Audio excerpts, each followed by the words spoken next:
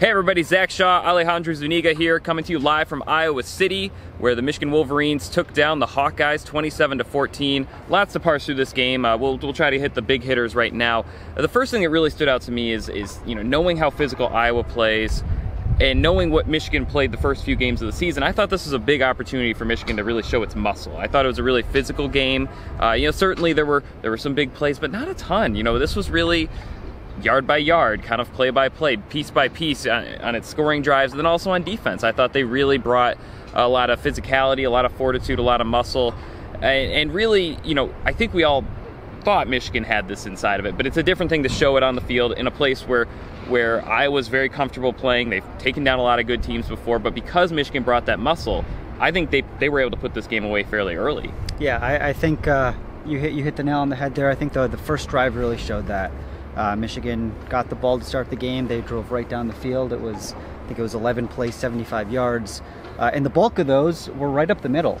Really the interior of the offensive line. Yeah. I think especially Oluwatimi, Keegan, Zinter had together probably their best game of the season, and especially Olu. This is the sort of game that when he transferred here from Virginia, this is the sort of game where you thought he might be at his best. Yeah. And I think he was. So I think the offensive line set the tone early. I think you're exactly right, too, is that every yard in this game counted. Michigan came in with the best scoring offense in the country. You don't necessarily expect them to put up 50 against Iowa. Right. You don't expect them to put up 42 even like they did last year in the Big Ten Championship game. And even, there were times where it seemed like there were missed opportunities. But the fact of the matter is Michigan very rarely was backed up on its own side of the field. Yeah. They very rarely put themselves in second and third and long situations, and in doing so, they were able to play their game and play physical without letting Iowa do what Iowa does best, which is force Michigan into mistakes. Yeah. The other thing that really stood out to me, maybe less on the field X's and O's, kind of in between the ears. We saw a continuation of last season, in my opinion. We talked about these on the road games last year. They did the jump around. They did all the Nebraska traditions. They did the Penn State stuff. They come out and they're waving a pink towel. Yeah. Everyone knows about Iowa's pink locker room. Michigan really leaned into it. And then, with the wave, I think every opposing team does the wave. But, they really leaned into the back in black, some of the other traditions that Iowa's known for, rather than trying to suppress the road atmosphere. They just wanted to make it theirs, and I think that's a pretty good strategy that Jim Harbaugh's developed. But obviously, every team is different. So to see this year's team, with new leaders, with new starters at some key spots, really lean into that philosophy, I think that really helped them today. Because you can say what you will about Iowa's offense or whatever. The crowd was there. It was loud. It's a loud stadium, and they were ready to pull off another upset. And Michigan didn't even really let them get close. Yeah, I think I'd push back and say maybe this isn't necessarily Jim Harbaugh, right? It sounds like today, at least with the pink towels, it was Jamon Green who said, hey, like we did this last year, it's a light pink. We peeked our heads into the locker room and can confirm it is a light pink. But let's live it up. It was Trevor Keegan saying after the game that he loves playing on the road, and Mike Moore is saying, I love the hate. Let's embrace the fact that there is a target on our backs.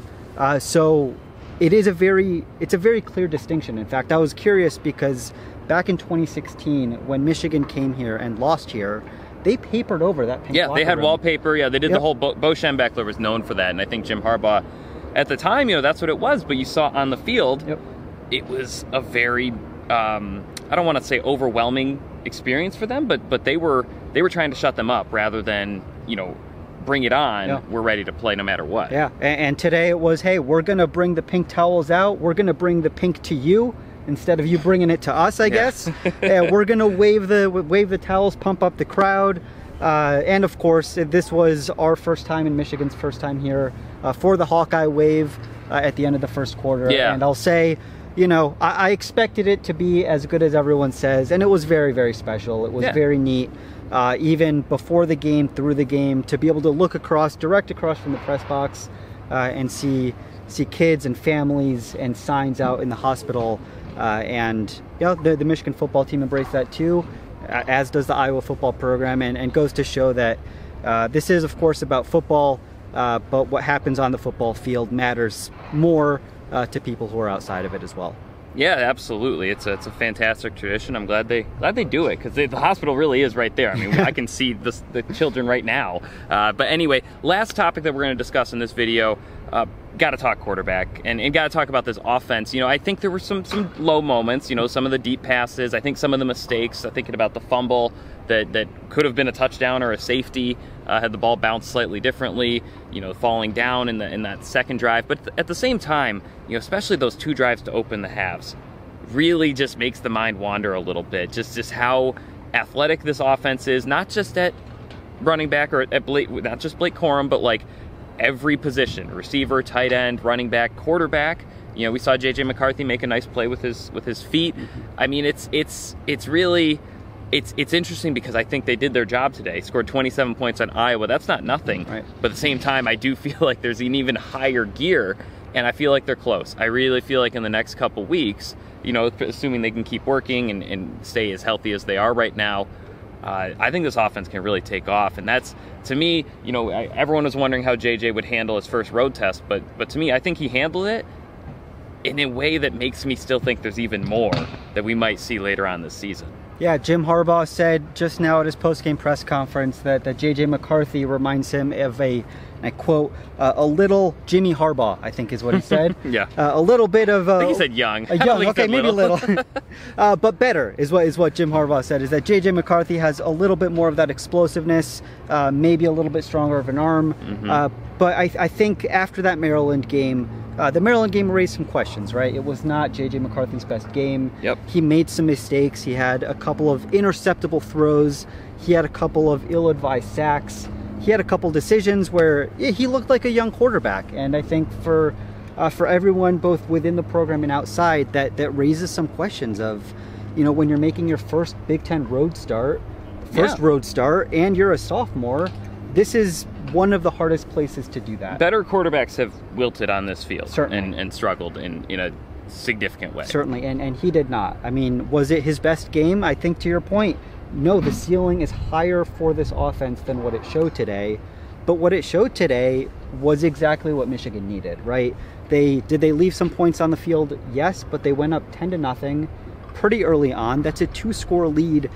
That's a touchdown against Iowa in the first half. They hadn't given that up before. It's a 2-score lead, or 2-score deficit for Iowa. They hadn't faced that before.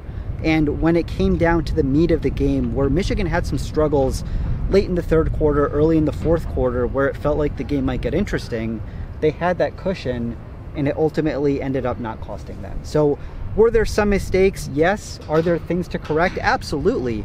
But the offensive line is healthy. For the first time, really, it feels all season. Yep. The skill position players like Donovan Edwards are back. Luke Schoonmaker had a really impressive game both on the ground and as a receiver. Yeah, he looks real good. Stepping into that role where Eric All, you know, he's missing some time, and that tight end room hasn't really missed a beat without him. So it really does feel like the offense can continue to take these steps, and they're putting themselves in position to do that. Yeah, and it's worth remembering, Iowa, only one team has scored more than 27 points on Iowa in the last 44 games. It was Michigan in the Big Ten championship game. So, you know, you're talking about a team that has really taken it to Iowa in ways that other teams don't, twice in the past, 7, 8 months, 9 months. So, yeah, really, I thought it was a pretty sound performance. I know the score isn't quite as you know, jaw-dropping as maybe what you see Alabama will do today, or, you know, other teams. But at the same time, I feel like Michigan took another step forward. I think that they were able to see where else they need to go, you know, what the next step for them is. And they scored a double-digit win over a team that they haven't won here since 2005. We were not in this job back then. So ultimately, I came away pretty impressed and actually like pretty curious to see, you know, what next week looks like. And obviously the Penn State game in 2 weeks. It's going to be really fascinating to watch. Hope you follow us along the whole way. For Alejandro Zúñiga, I'm Zach Shaw. Thanks for watching.